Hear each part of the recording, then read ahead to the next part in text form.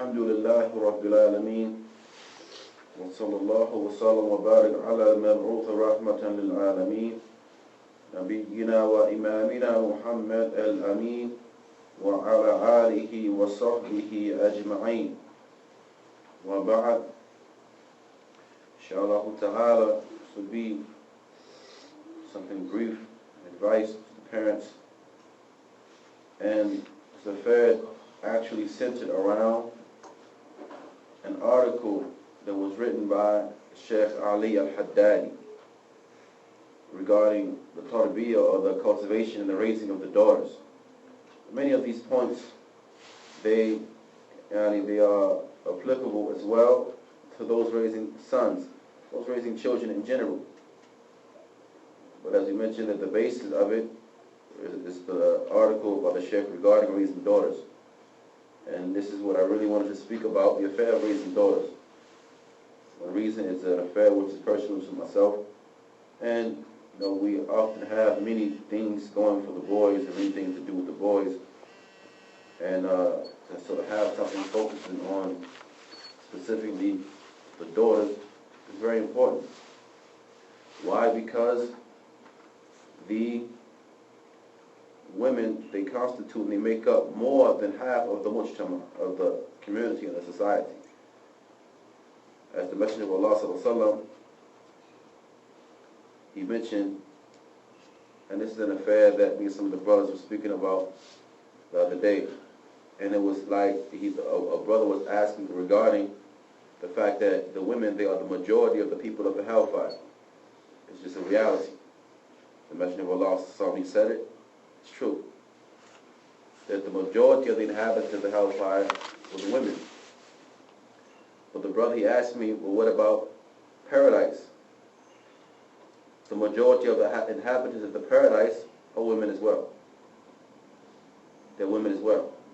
And how can this be? Because the majority of the children of Adam are women. The majority of the children of Adam are women. The Messenger of Allah sallallahu alaihi wasallam, he mentioned concerning one of the signs of the hour is that for every one man there will be 50 women for him to look after. It shows you what the kathra, or the enormous amount of women there are. So we must give great importance to the affair of cultivating these future women, the future women of this ummah. So this article was very timely and very important, which was written by the Sheikh Ali al-Haddadi. So I took some notes from the article and compiled them into points. And inshallah ta'ala, we'll mention some of these points regarding this particular affair. And as I said, these points, when you look at many of them, they're applicable to the boys as well. So any parent in general, inshallah ta'ala, should be able to benefit from these points. We begin by mentioning firstly the narration from the Messenger of Allah sallallahu alaihi wasallam, which is come on the authority of Ibn Umar radiyallahu anhuma, أن النبي صلى الله عليه وسلم قال ألا كلكم راع وكلكم مسؤول عن رعيته فالأمير الذي على الناس راع وهو مسؤول عن رعيته والرجل راع على أهل بيته وهو مسؤول عنهم والمرأة راعية على بيت بعلها وولده وهي مسؤولة عنهم إلى آخره. The Messenger sallallahu alaihi wasallam, he said, indeed all of you are shepherds and all of you are responsible for his flock. The emir, or the leader, he's a shepherd, he's responsible for the people that he's in charge of leading. And likewise, a rajul, the man, he's a ra'in, he's a shepherd over his family, and he is responsible for them. And the woman is a ra'iyah, she's a shepherdess over the house of her husband, and likewise his children, and thus she is responsible for them. To the end of the narration, indeed all of you are shepherds and all of you are responsible for his flock.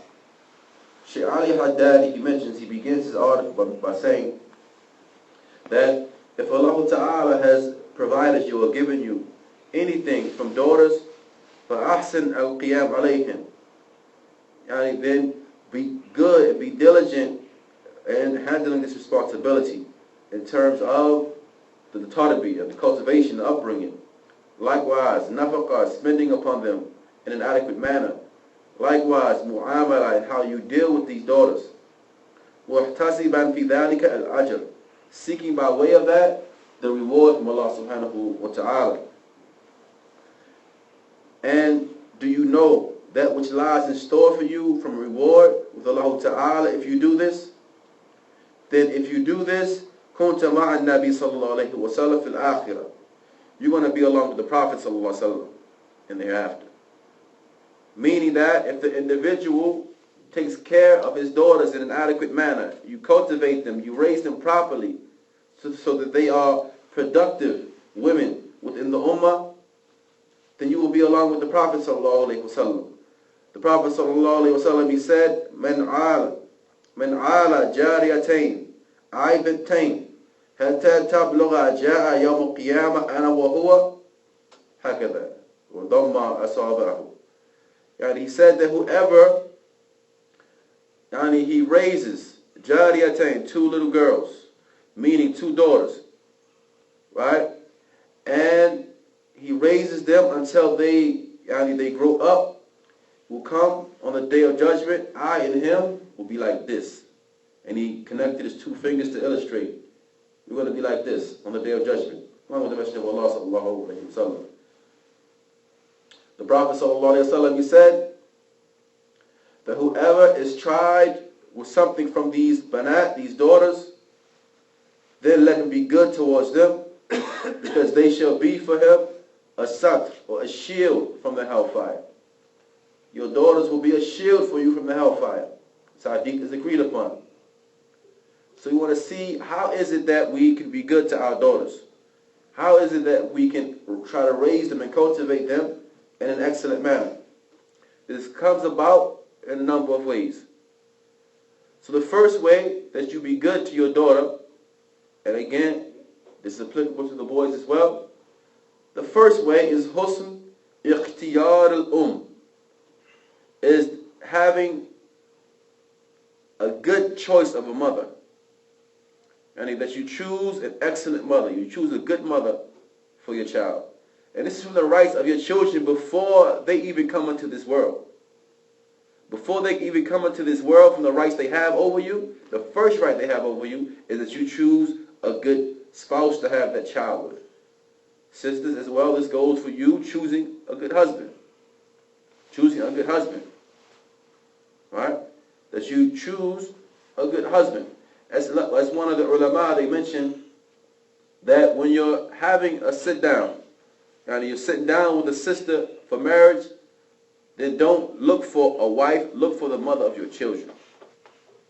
Don't look for a wife, look for the mother of your children. I mean, look for a woman that you are confident, that you feel good about having children with.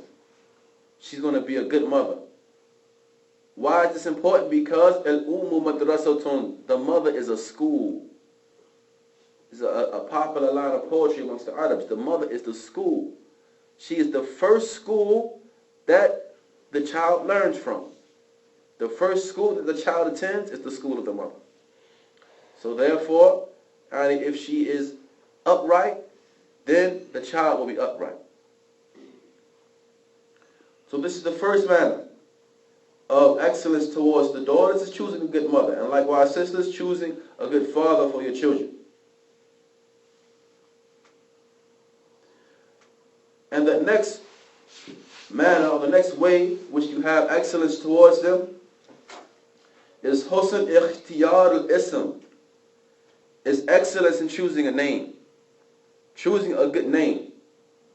Choosing a good name for that child, which will give that child something to live up to. It will give that child something to live up to.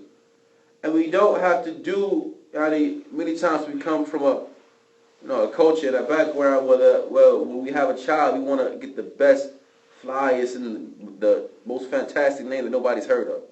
So we get these Muslim name books and we try to choose something strange and odd. This comes from, these remnants of the Jahiliyyah that we may have with us. They want to find these strange and odd names. I guess it's remnants from Jahiliyyah where we used to see people, they have a child, want to name the child Tata Alicious or something.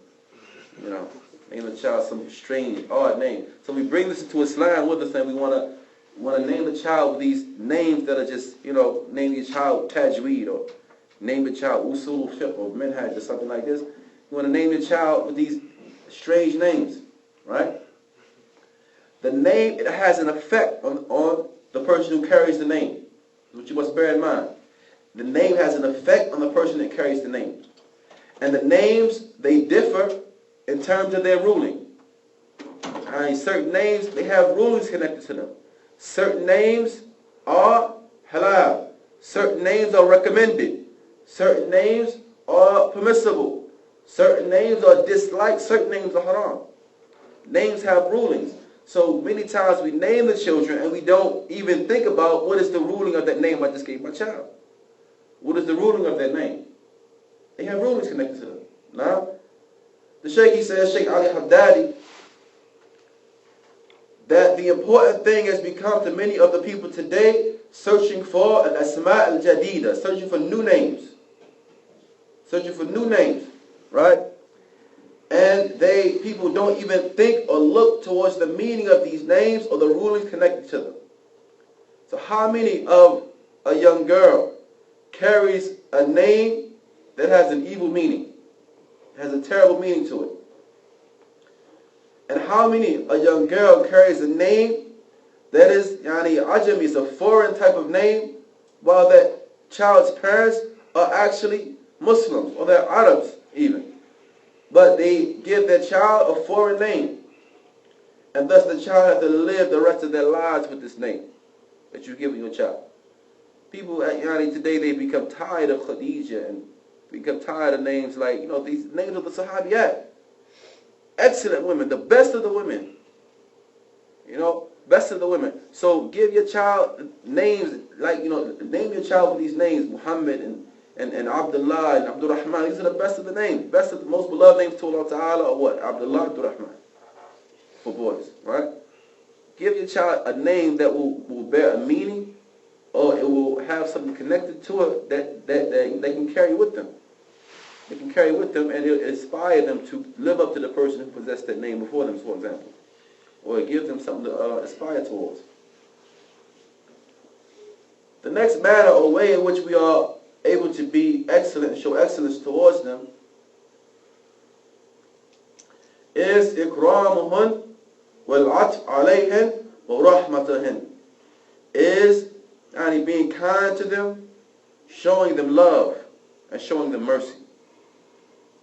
Being kind to them, showing them love and showing them mercy. The Prophet ﷺ, whenever his daughter Fatima would enter upon him, he used to say to her, Marhaban bi ibnati. He used to say, welcome, O my beloved daughter. Welcome, O my beloved daughter. Every time she entered upon him, he would say this to her, showing love and kindness toward her and having good treatment. Right? And the Prophet ﷺ, one day, he went out towards the prayer to lead the people in prayer, while he was carrying upon him his granddaughter Zainab. He was carrying his granddaughter Zainab on top of him like this. And therefore every time he would bow, whenever he would bow in the salah, he would place her down when he goes into ruku. Then whenever he stood back up, he would pick her back up. And all this is from the softness of heart and from mercy and kindness towards that child.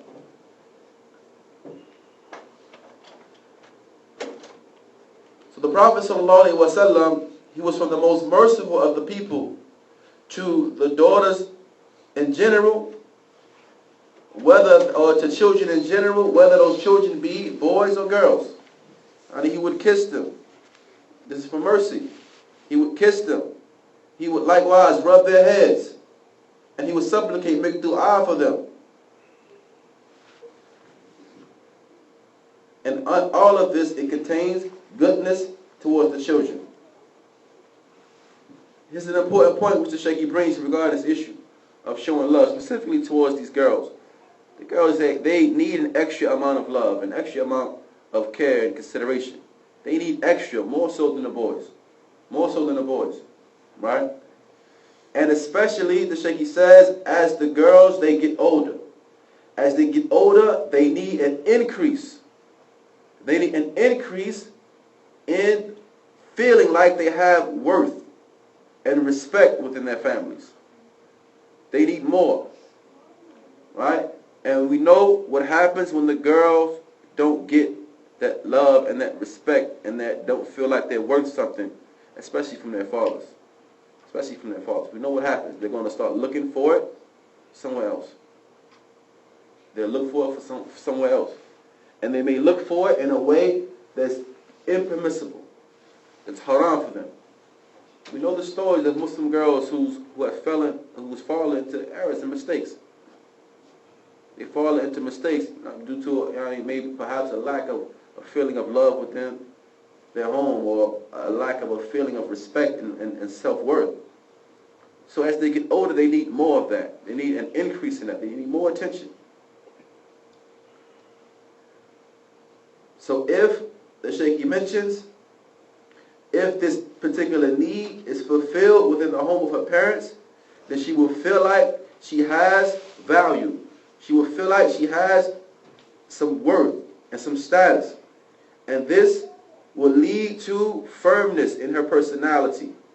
She will lead to her being firm, and she will be calm and tranquil. She will be upright.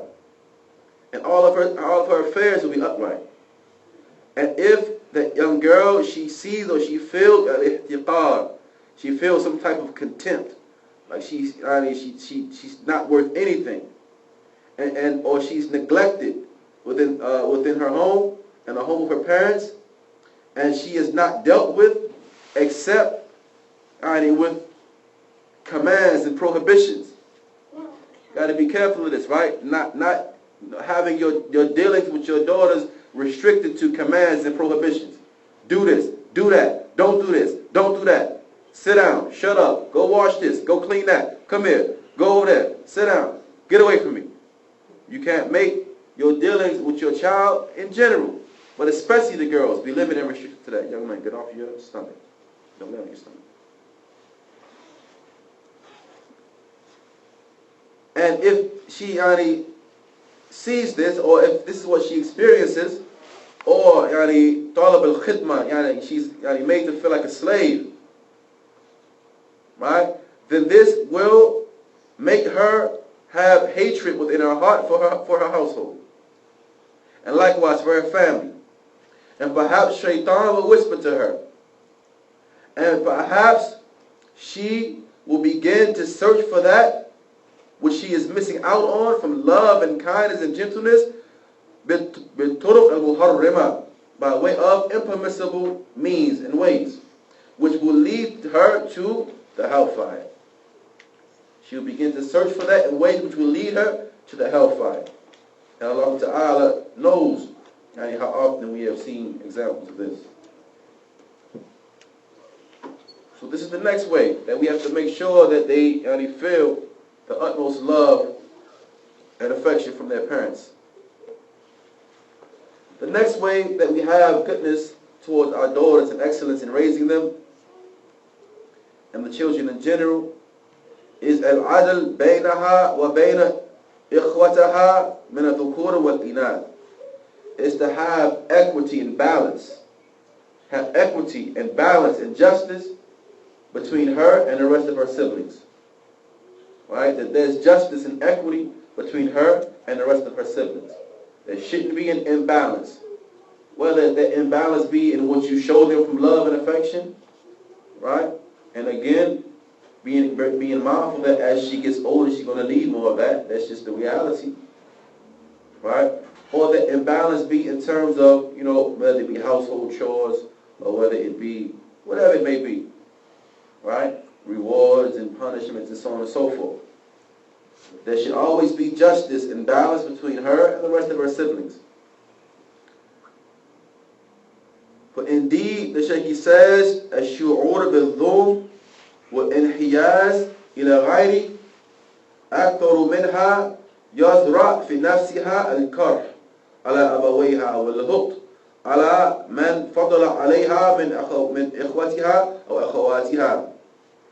The Shaykh says that indeed the feeling of dhulm or oppression, the feeling that one is being oppressed, right, or that favoritism is being shown to other than her, more so than her, then this sows within it sows or brings about within the soul of the individual hatred towards the parents, and likewise contempt and envy towards the one that has been favored over her from her brothers or sisters.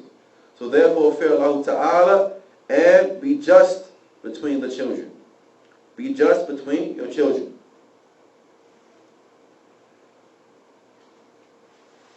And the next affair is tarbiyatuha tarbiyatan islamiyatan, that you give due importance to raising that child Islamically, the Islamic upbringing of that child. Primary thing is of the utmost importance. That the Shaykh, he mentions that you should accustom her from day one. From day one. From the very first day that she comes into this dunya, you start getting her accustomed and used to these affairs of al-Islam. You start getting her used to these things. And you bring the child up upon adab al-istiqdan, and the etiquettes of, for example, seeking permission. An important affair. The child has to seek permission before they enter the room of the parents. Cultivate the child upon this. This is an Islamic etiquette. Children of non-Muslims don't have this etiquette. They bust up in the room and may catch their mom out there. You know? And there's a narration connected to this. There's a narration connected to this. The Messenger of Allah Sallallahu, he would teach the children this etiquette and say to them, would you like to see your mother in a situation that would embarrass her or embarrass you? It will embarrass her or embarrass you. So you cultivate them upon this etiquette of seeking permission. Knock on the door. And we know permission is sought how many times? Right? 3 times. After the 3rd time, what do? You walk away. You walk away. This is, as an adult, we have to do this. As an adult, we have to do this. If I knock on your door 3 times, right? I knock, pop, pop, pop. 1, okay, no answer. Again, pop, pop, pop. 2, no answer. Again, pop, pop. 3, no answer. I walk away. I don't care if I see your car. I don't care if I hear Quran playing in the house. It doesn't matter. After the 3rd time, what's legislated is that you walk away. It doesn't matter if you know Umi's in there. It doesn't matter if you know someone's in the room. For a fact, 100%. You walk away. Walk away. This is seeking permission. And this is an Islamic etiquette. You cultivate the children upon this. And you cultivate them upon the adab of eating. Right? Eat with the right hand. Begin, mention the name of Allah Ta'ala. Eat from that which is closest to you. Don't blow on your food. Right? Cultivate them upon Islamic etiquettes. And all these things which, licking the fingers, it's from the Sunnah. You cultivate them upon these Islamic etiquettes, the etiquettes of eating and drinking. Sit down when you eat, sit down when you drink. Drink with your right hand, and so on and so forth. Likewise, the adab of libas, of clothing, how to dress properly, how to look presentable, right? How to cover yourself properly as a little girl. What is the proper legislated hijab? What is the proper legislated hijab? It has conditions. We've been mentioning conditions to the sisters, right? If you have daughters, you have to learn these things. You have to learn these things. As a parent, you have to learn these things. Even as a father, as a man, you should learn these things.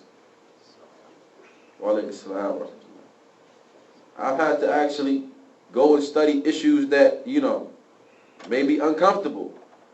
You as a man, you should learn the ahkam, the rulings of nifas and hayd, of menses and postnatal bleeding.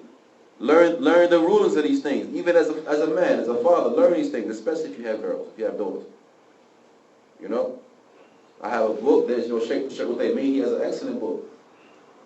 So when that time came for me, I had to get Sheikh Uthaymeen's book, and it's uncomfortable for me, so I'm going to let Sheikh Uthaymeen do it. I'm going to let Sheikh Uthaymeen do it. I'm going to just read from Sheikh Uthaymeen to my daughters. Okay? You have to learn these things as fathers and as mothers as well. You know, the sisters should already know these affairs anyway. Learn these things.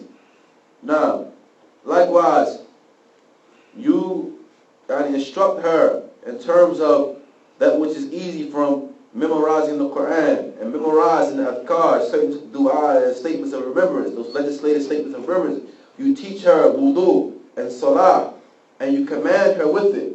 Right? We know the narration. You command the child to pray at 7.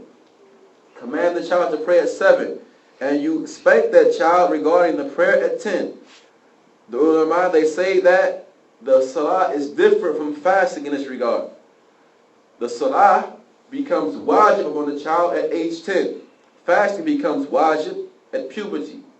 Right? At puberty. But the salah at age 10, because the Messenger of Allah commands us to discipline the child regarding the salah at age 10. So at age 7, we start teaching them these things and getting them used to praying. Even if you can do it before that, then you do it before that. Right? But by the time age 7 gets here, you should already be doing that. Teaching them, you know, the ahkam of wudu, how to make wudu properly. You know, making sure that they're washing all of the body parts properly and all the body parts are getting wet. Stand there and watch them. Stand there and watch them, because the children have a tendency to rush through their wudu. Right? Especially if their parents not watching. That is, you got the bathroom like that, you Superman. You went in and out the phone booth just like that. Right? They right there ready to pray. Stand there and watch them. Make sure that they're washing themselves properly. Right? They're washing these body parts properly. You teach them all of these things.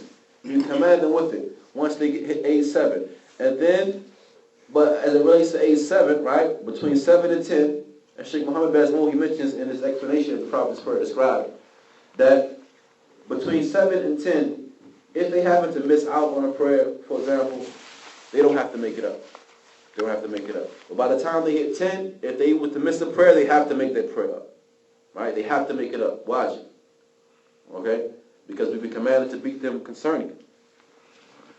So you raise them and you cultivate them upon all of these things. Likewise,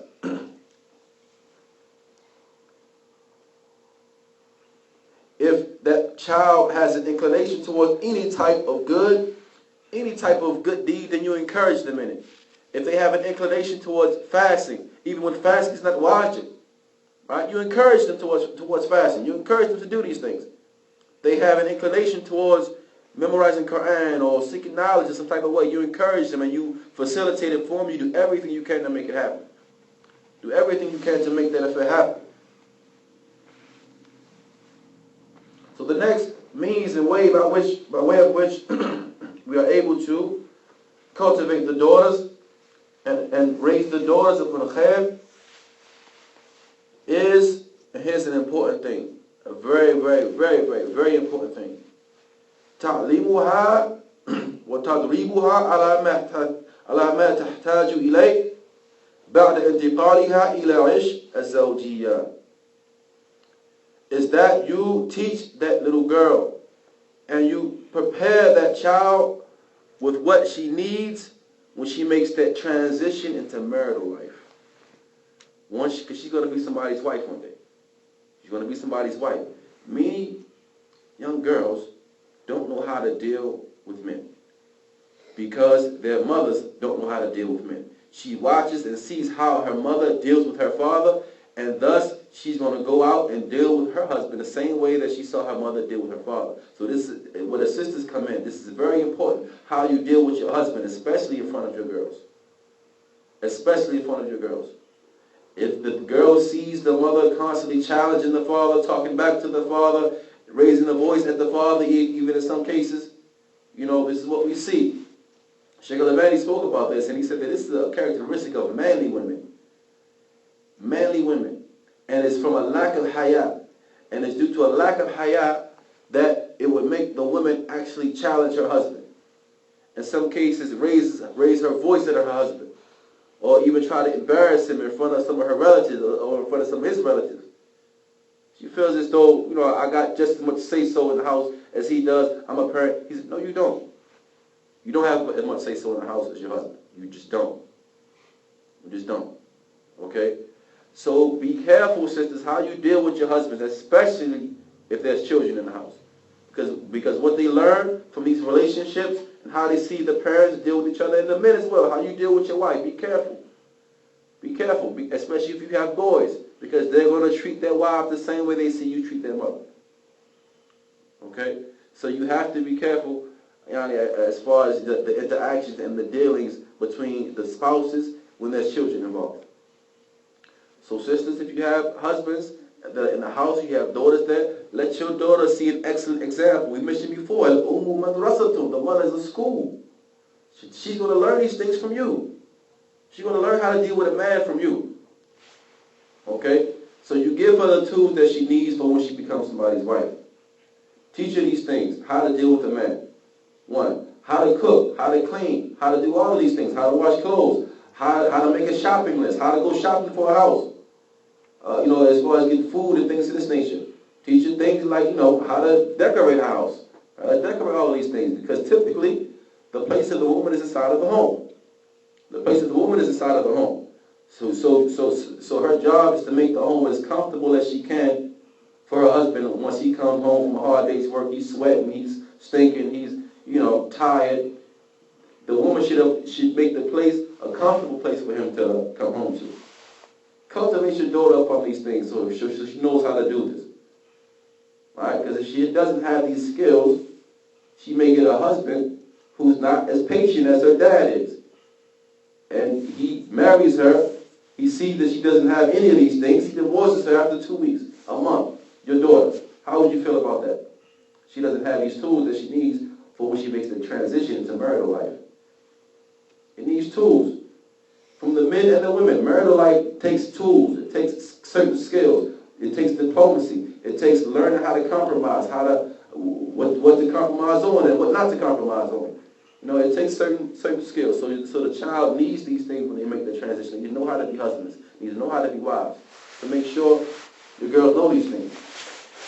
The Shaykh said that. Now the first thing he mentioned, adab ta'amal ma'a zawj, and from the etiquettes of dealing with the husband. Likewise, al-qiyam bi shu'un al-bayt, from her establishing the affairs of the household. From cooking, likewise cleaning the house and the likes of this. For indeed, from the families, there are those families which are negligent in this regard. And so therefore, as it relates to teaching the girls these things. So therefore, once the girl, she makes the transition to the house of her husband, if she is not good in cooking, for example, she's not good in cleaning or any of these things, she doesn't know how to deal with and associate with her husband on any of these things, then the husband, he may have qaleel as-sabr, he may have a small amount of patience. So real ghadab, he's quick to get mad, and therefore this will lead to a bad situation, perhaps the daughter being divorced, as we mentioned, very quickly. The Shaykh says, moving on to some ways that we can help and assist our children, specifically the girls. The Shaykh says that it is not hidden from any of you, O my brother Muslim, that we are living in a time which the fitna in it is great. And the means to fasad or corruption and misguidance, they are abundant. More so than there has ever been in any generation from the previous generations. And this strongly emphasizes upon you the responsibility of exerting great efforts in cultivating the children. And likewise having sincerity in doing so, and directing them, and taking towards the proper Islamic means towards doing that. So therefore, from those things that we as parents can do to help our child, one thing is istiqamat al-ab wal-um. It's the father and mother both being upright. Just by way of your piety and your righteousness, this benefits your child. And we mentioned this the other day after the Taraweeh, after our prayers, we will mention this particular affair. The Shaykh, he says that the righteousness of the child, of the parents, it is from that which will cause Allah Ta'ala to safeguard his offspring, because the parents were righteous. As Allah Ta'ala, he mentions in Surah Al-Kahf regarding the story of Musa and Khidr. Allah Ta'ala, he says, حَتَّى إِذَا أَتَيَا أَهْلَ قَرْيَاتٍ اسْتَدْعَمَا أَهْلَهَا فَأَبَوْا أَنْ يُضَيِّفُهُمَا فَوَجَدَ فِيهَا جِدَارًا يُرِيدُ أَنْ يَنْقَضَ فَأَقَامَهُ قَالَ لَوْ شِئْتَ لَتَخَذْتَ عَلَيْهِ أَجْرًا. Up until the point where Allah Ta'ala, he says, وَأَمَّا الْجِدَارُ فَكَانَ لِغُلَامَيْنِ يَتِيمَيْنِ فِي الْمَدِينَةِ وَكَانَ تَحْتَهُ كَنْزٌ لَهُمَا وكان أبوهما صالحا فأراد ربك أن يبلغ أشدهما ويستخرج كنزهما رحمة من ربي. Allah Ta'ala, he mentions in the story of Musa and Khidr that when they came to a particular township, they came to a township, and in this township they were seeking the people to entertain them as guests. They were travelers, and they were seeking some type of food or something like that from the people. The people in this town refused to entertain them. They refused to give them anything. Right? So Khidr, what did he do? He saw there was a wall in this town that was about to fall down. So Khidr, he pulled his tools out and he began to fix the wall and build it up. Right? So Musa said to him that these people, they didn't even want to give us any food or anything. You should have charged them for that. At least got some money for it. And we know that this was the point that Khidr said, okay, that's it, Musa, we're parting ways. It's the separation between me and you. And I'm going to tell you the interpretation of those things that you could be patient regarding. And he told him about this affair of the wall. He says, as for the wall belonged to 2 orphan boys. It was in the city. And there was under the wall a treasure which belonged to them. And it was an inheritance from their father. So their father, he was a righteous man. So your Lord, he wanted that these 2 boys, they reached the age of full strength, and thus they will be able to go out and take this treasure out, and it was a rahmah from your Lord. So due to the righteousness of the parents, Allah Ta'ala said what? Their father was a righteous man. So Allah Ta'ala, he did this for them. Because of the righteousness of their parents. Because of your righteousness, Allah will look out for your child even after you pass away. To the point that, what did he do? Allah sent 2 of the best men to ever walk the face of the earth to do this act for that child, all because of the righteousness of the parent. Musa, one of the Ulul Azam, one of the 5 best prophets and messengers ever. We know, for example, right, the best of human beings, ala itlaq, hands down, is the prophets, right? The best of the prophets are those prophets who are also messengers. Okay? So, because the prophets were more than the messengers, right? So the best of the prophets are those prophets who are also messengers. But the best of the messengers are 5. They are who? Who are the 5 best messengers? Ibrahim, Musa, Isa, Muhammad sallallahu No. Ahsan. No. Okay. So these are ulul azm. These are the 5 best. And of them, who's the best of them? Muhammad sallallahu alaihi wasallam.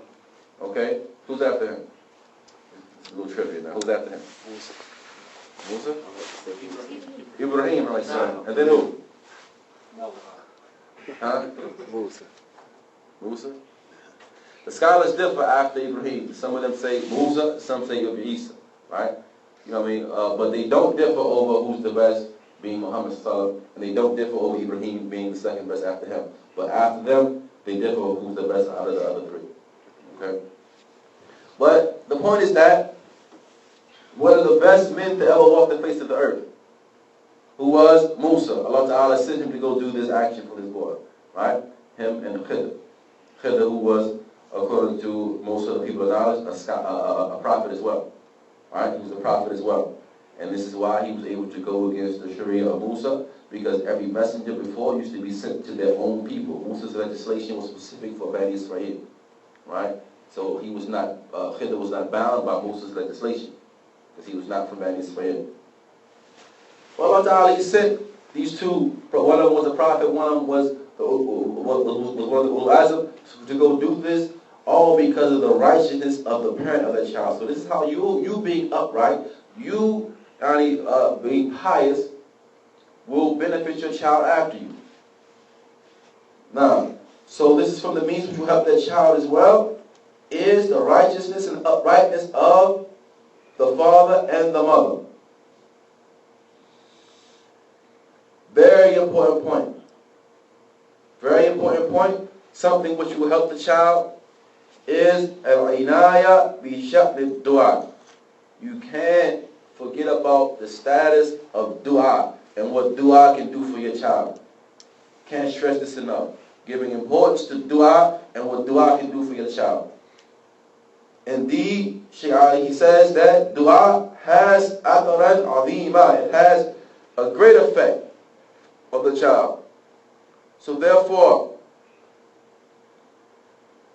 the two parents supplicating for that child, that the child can be, or that their children can be made righteous, is from the asbab al-khair.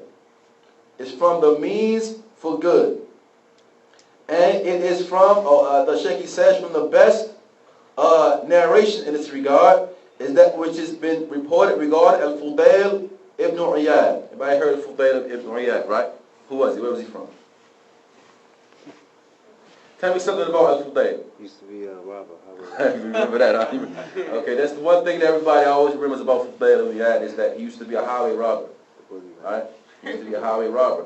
And then Allah Ta'ala, he gave him the tawfiq and guided him till he became from the imams of the Salaf period, but he was the imam of the Haram in Mecca, right?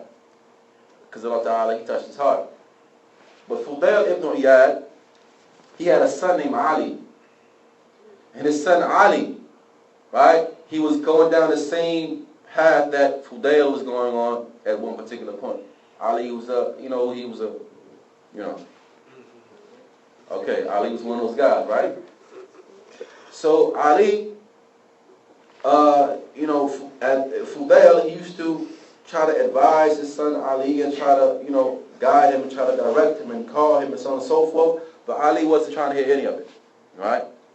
So what did Fudayl do? He made dua. He made dua for his son. And he made this dua, he said, Allahumma inni ijtahadtu an u'addib ibni aliyan falam aqdar ala ta'dibihi fa'addibhu antali. He said, Oh Allah, I have tried and worked hard to cultivate and discipline my son Ali, but I have not been able to, so you discipline him for me. And it said, after this dua, the state of Ali changed. It changed just like that, till Ali became from one of the imams of the Salaf. He became an imam from the Salaf. And we have many narrations that came from Fudayl ibn Iyad by way of his son Ali. Many of the hadith that we have, the hadith have changed the narration, right? And many of these change the narration, a lot of the narration that come from Fudayl ibn Iyad come by way of his son Ali now, right? This is how Allah Ta'ala changed and made him from the imams of the Salaf, to the point that he was from the imams of who was known for a great amount of piety and zuhud and a soft heart. He would always cry when he heard the Quran, and the Quran would affect him so much that he died while in the salah listening to the Quran. He was in the salah, and when said the imam in the prayer, he recited the ayah, وَلَوْ تَرَى إِذَا وَقَفُوا عَلَى النَّارِ فَقَالُوا يَا لَيْتَنَا نُرُدْ. When the imam recited this ayah, that if you could see that when the people pass over the fire, when they stop over the hellfire, and they say, oh, we wish that we could return. Once he heard the ayah, he fell out and died in the salah. From the softness of his heart. Right? From the softness of his heart. And this is, it's like a sign of a good ending, right? is a sign of husnul khatimah, a sign of a good ending, that that the individual died like this in the salah. Once he heard that from the remembrance of Allah Ta'ala, how Allah Ta'ala softened his heart. After he had a hard heart and he was a bit of a knucklehead, so to speak, rahimahullah Ta'ala. So this shows you what, in this narration, you can find it in the book Sirah A'lam al-Nubala by Imam al-Dahabi, volume 8, page 390. This shows you what the effect of dua, the effect that dua can have for your child. So make dua for your child. When you in sujood, when you get up at night for the night prayer, so on and so forth, from the ways you are good to your child is by making dua for him or her. Next, what we mentioned, from those means and ways that you can be good to them, is specifically for the girls, especially this is important, but it's important for the boys as well, is tawjihuha ila ihsan ikhtiyar as-sadiqa, is that you direct that child towards choosing good friends. Direct that child towards choosing good friends, because friends have influence over their friends. And you don't know, I mean, everybody likes to believe the best about that child, that that child's a leader, and so on and so forth, and not easily influenced, and so on and so forth. But you don't know really how the child interacts when they're with their friends. So therefore, you direct them towards choosing good friends. You don't know if your child is a follower. You may see those qualities in your child. You may see the qualities of leadership in your child. But the point is that the children, a lot of times they're affected by their friends. Friends influence them. So you want the child to choose friends which will influence them towards good. Friends who will remind them of Allah Ta'ala, and remind them of the Salah, and remind them of their duties to Allah. Right? You don't want friends that will call them to evil, and will call them to sin, will call them to having a boyfriend, or having a girlfriend. Call them to all types of things which are displeasing to Allah Ta'ala. How would that happen? Because of the amount of soda that's in it. Okay. Physics, man. He said, how does that happen? The next means, and we'll mention two more before we stop, inshallah ta'ala, and this is very important, very, very, very important, parents, is tajneeb al-bayt wasa'il al-hadam wa tadmir, is that you remove from your house all of the means of destruction. All of the means of destruction. Right? And the Shaykh will explain what he means by that. He said, many of these TV channels, and many of internet websites destroy more than they build. And they harm more than they benefit. They corrupt more than they rectify. And how much has been squandered and lost because of these websites, because of these evil websites, right? And these evil TV channels and the likes of this. Even, ikhwan, these programs that are supposed to be, for example, children's programs. Even the TV shows that are supposed to be children's TV shows, right? These shows, they're dealing with adult situations. The little girl, she has a boyfriend. She's worried about the prom, and going to the prom, and somebody will ask her to the prom, and so on and so forth. Right? They have music playing. So these things that are supposed to be children's shows, but what are they getting them ready for?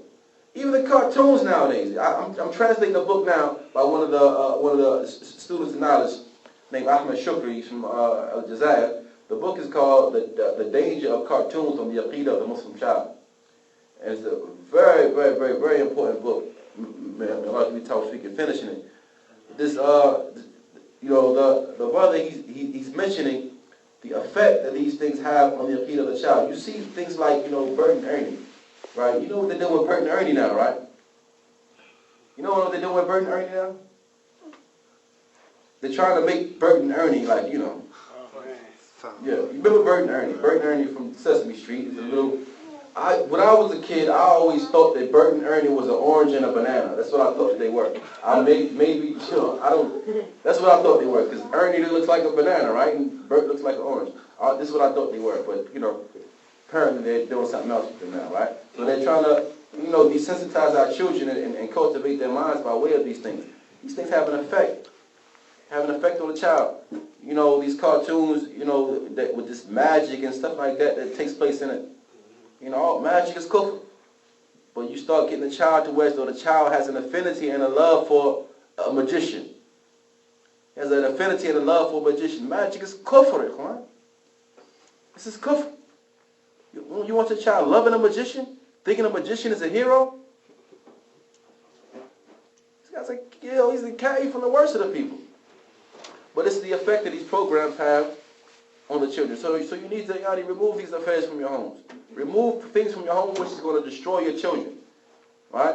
And this is out of mercy to them. They're going to be upset if you got it, okay? If you got it, one day you say, okay, we taking the TV out of the house. They're going to be upset, believe me, but who cares? Who cares? At the end of the day, the child doesn't know what's best for them. They don't know what's best for them. So, remove these affairs from your home. And Shaykh Abdul Qadir Junaid, he mentioned to us before, that if it be that you have these affairs in your home, you have a TV in your home, you have a computer in your home, and so on and so forth, right? You put it in a central location. Don't make it where as though, the parents have one that's inside their room, this child has one that's inside their room, that child has one that's inside her room, so on and so forth, so that each individual can go and seclude themselves with their device, right? And shut the door, and nobody knows what they're doing. Put it in a central location, to where if someone wants to use these affairs, then they have to worry about who's going to walk by. Put it in a location that people frequent.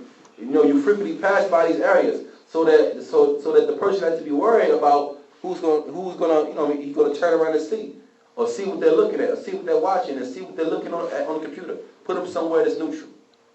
All right, if it's a must that you have these issues inside of your home, put them in a neutral place. Don't put them in people's rooms.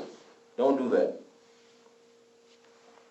And from the things which, from the greatest means of evil today, the Shaykh, he mentions, now, those things which are from the greatest means of evil today are those cell phones. They are the cell phones, right? Those cellular and mobile devices. The Shaykh, he says that these devices today, they are more than simply a means for talking. The cell phones today are more than simply a means for talking. Shaykh Fawzan, he said that if it's a must that you give your child a cell phone, give him one of them phones that can't do nothing but make calls. You don't give him a smartphone. This is not being good to your child. I want to give my child an iPhone, give my child an Android, and so on and so forth. You're going to end up checking your child's phone one day and seeing something on it that breaks your heart. You're going to see something on that phone that breaks your heart. Okay? So, the Shaykh, he says that, now, these phones have become more than that. More than a means for just talking. They become a means for having recordings on them. These phones have become an ala, a tool for tasweer, for picture taking. Tasweer is haram. Tasweer is haram. Okay? Picture taking of things with souls is haram. But the phones have become now to a point where they're tools for tasweer. And they got this phenomenon called selfies. People want to take selfies and be, it's a big fitna. It's a big fitna. Okay, these phones are a big fitna. A lot of good can be brought about by way of these phones. I probably have maybe 100 or so lectures on my phone. Alhamdulillah. They can be a means for good. They can be a means for a lot of good, but a lot of evil can be brought about by way of them too. So if it's a must that your child have a phone, take Shaykh Fawzan's advice. Get them a phone that can do nothing but make calls. It can do nothing but make calls. They can call the parent. They can do this. They can do whatever. They can get themselves out of some trouble. If they're in some trouble, they can make a call somebody, come pick them up, and so on and so forth. Don't get them a smartphone. Don't get them. You're only inviting trouble for your child. Now, and lastly is that you must establish this obligation. You must establish this obligation, and again we're speaking about raising the daughters, but it's relevant to the boys as well. If you have daughters, you must establish this obligation, and as the Shaykh mentioned, like men establish things. You establish it like a man establishes something. And this goes for what? And this is advice to the boys as well. If you have sisters, boys, because you got some boys in here. I don't know if you guys got sisters, but if you got sisters, listen to this. When I was young, I was not a Muslim. I was a Kafir. Okay? Until Allah Ta'ala guided me to Islam. I had sisters. I got 6 sisters. Alright? May Allah guide all of them to Islam. I got 6 sisters. Right? They're dear to me. Still to this day. But my sisters, if I was to see my sister as a kafir trying to leave the house with something that I thought was improper on, I'm going to get in the headlock, I'm going to snatch her back in the house. You go in there, you change your clothes. You go in there, you change it. And I was a kafir. You go back in there, you change your clothes. Right? Today, you find that the Muslim boy will help his sister sneak out of the house not covered properly. And he thinks that this is looking out for his sister. Or they help his Muslim sister, right, hide something from the parent, and they think this is looking out for his sister. This is not being a man. You be a man. You have jealousy for your women folk. Have jealousy for your women folk. Whether it's your wife, whether it's your sister, whether it's your daughter, whether it's your auntie, whether it's whoever. If she's a female that's in your family, have jealousy for her. Have jealousy for her. Okay? And don't think that you're looking out for your sister by hiding something, some type of thing which is improper that she may be doing. If you hide it and you help her conceal it, then you're looking out for her. You're hurting her. You're hurting her, you're deceiving her. Rather, as a boy, if you have sisters, you look out for her by making her do what's correct. You make her do what is right and correct. This is how men establish things. Okay, the Messenger of Allah sallallahu he said that the Dayyuth will not smell the scent of paradise. You know what the Dayyuth is? It's the person who, they translate it as a pimp, but it's not a pimp. This is not what this term actually means. Okay, the Dayyuth is a man who has no jealousy for his women folk. They can do things that are improper, right? His women folk can do things that are improper and he doesn't care. He doesn't say anything about it. Alright? He's careless. He has no sense of ghayr, no sense of like that honor and that jealousy over his women folk. This person won't smell the scent of paradise. Even though the scent of paradise can be smelled from a distance of 40 years, he won't smell it. So rather, you establish these affairs of taking care, of looking after your women folk, whether it's your sister, whether it's your daughter, or what have you. You establish it the way that men establish things. You look out for them in the best way possible. Right? The Shaykh says, so the one that's in charge of her affair, right, he must do and take to all of the means which will bring about her istiqamah, her uprightness. And he must know that being negligent in this regard and dropping the ball, so to speak, in this particular regard, as it relates to establishing his obligation, and this will lead to destruction. So once you get to the point where you're allowing your daughter to do tabarruj, to go outside improperly covered, and likewise uncovering herself. Likewise, you allow her to go out mixing with men and boys that are foreign to her, that are not relative to her, right? And all of these things, or to travel without a mahram, you let her travel without a mahram, the likes of this, all of these things bring about destruction for the women, as we see is the case with many of our Muslim sisters today. So this is that which I took from the notes from the Shaykh Ali al-Haddadi regarding his article of raising the daughters and cultivating the daughters. And may Allah Ta'ala make our daughters from the righteous, from the salihat and the righteous women. And likewise, may Allah Ta'ala make our offspring upright and righteous. إنه ولي ذلك وقادر عليه وصلى الله وسلم وبارك على نبينا محمد وعلى آله وصحبه أجمعين.